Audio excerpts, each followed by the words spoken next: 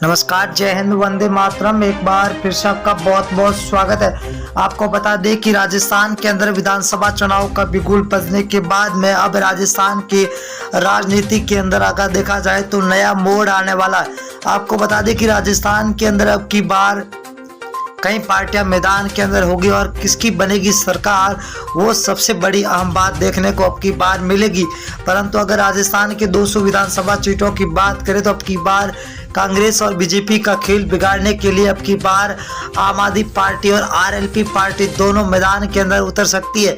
तो क्या आम आदमी पार्टी अपने 200 उम्मीदवार उतारेगी या फिर किसी के साथ करेगी गठबंधन?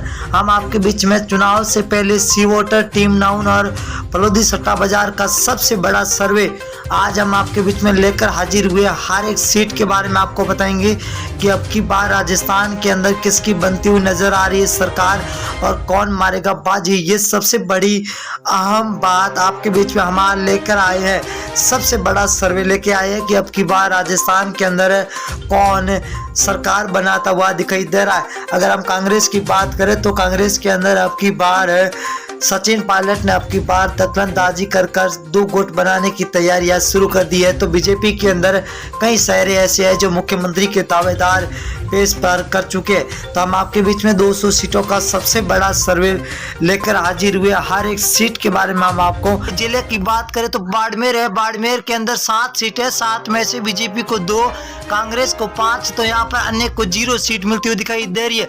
बाड़मेर कहा जाता है कि कांग्रेस का गढ़ माना जाता है।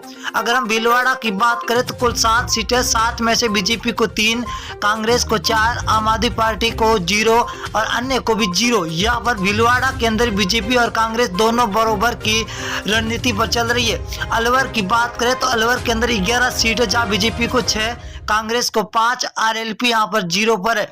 यहाँ पर कांग्रेस और बीजेपी दोनों को बराबर सीटों की भगदड़ मची हुई दिखाई दे रही है। अगर हम जयपुर की बात करें तो जयपुर के अंदर 19 सीटें, 19 में से बीजेपी को 8, कांग्रेस को 11, तो आरएलपी यहाँ पर 0 पर है। यहाँ पर कांग्रेस बढ़त बनाती हुई दिखाई दे रही है। तो बांसवाड़ा जिले की बात करें तो बांसवाड़ा के अंदर कुल 5 सीटें, 5 में से बीजेपी को 2, कांग्रेस 3 सीटों पर बरकरार नजर आती हुई दिखाई दे रही है। अगले जिले की बात करें तो सिरोही जिला है। कुल 3 सीटें, 3 में से बीजेपी को 1, एनआईसी मतलब कांग्रेस को 2 और आरएलपी यहाँ पर 0 पर है। सिरोही के अंदर कांग्रेस और बीजेपी के बीच में कड़ी टक्कर है। ये है सबसे बड़ा जिला नागौर जिला। नागौर के अंदर 10 सीटें, जहाँ बीजेपी को 3 तो कांग्रेस को 3।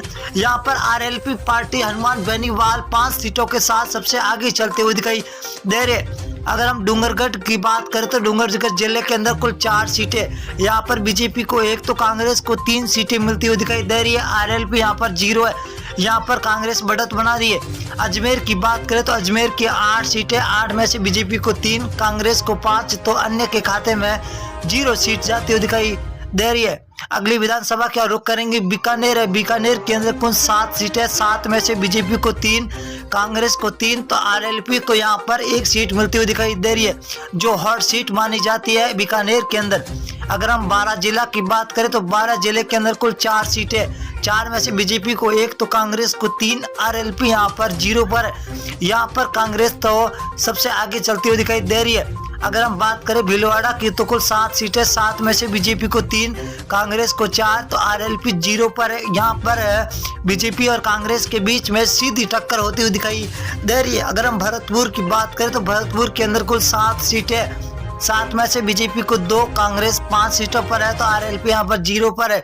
कांग्रेस और बीजेपी के बीच में हर जिले के अंदर कड़ी टक्कर देखने को मिलती हुई दिखाई दे रही है। अब की बार राजस्थान के अंदर सीकर की बात करें तो कुल 8 सीटें, जब बीजेपी और कांग्रेस दोनों को 4-4 सीटें मिलती हुई दिखाई दे रही है, तो यहाँ पर आरएलपी 0 पर है।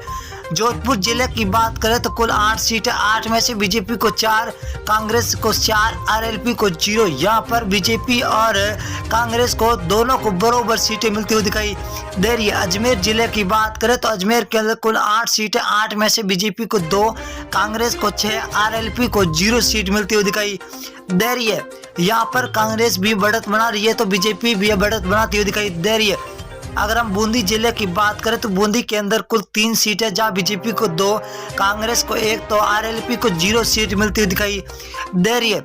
नागौर की बात करें तो नागौर के अंदर हॉट सीट 10 सीट है। 10 में से बीजेपी को 3, कांग्रेस को 5 सीट और आरएलपी को 2 सीटें मिलती हुई दिखाई दे रही है। नागौर जिले के अंदर आपको बता दें कि नागौर जिला हनुमान बेनीवाल आरएलपी के खेमे में आता है। बीकानेर जिले की बात करें तो कुल 7 सीटें, 7 में से बीजेपी को 3, कांग्रेस को 4 तो आरएलपी 0 पर है। ये बीकानेर बहुत ही बड़ा जिला है जहां बीजेपी और कांग्रेस के बीच में सीधी टक्कर होती हुई दिखाई दे रही है। धौलपुर की बात करें, धौलपुर 4 सीटें, बीजेपी को 2, कांग्रेस को यहाँ पर 2 तो आरएलपी यहाँ पर 0 सीट मिलती हुई दिखाई दे रही है। अगली विधानसभा बात करें, उदयपुर जिला है तो कुल 8 सीटें, 8 में से बीजेपी को 3, कांग्रेस को 5, यहाँ पर आरएलपी 0 पर है। तो यहाँ पर कांग्रेस और बीजेपी के बीच में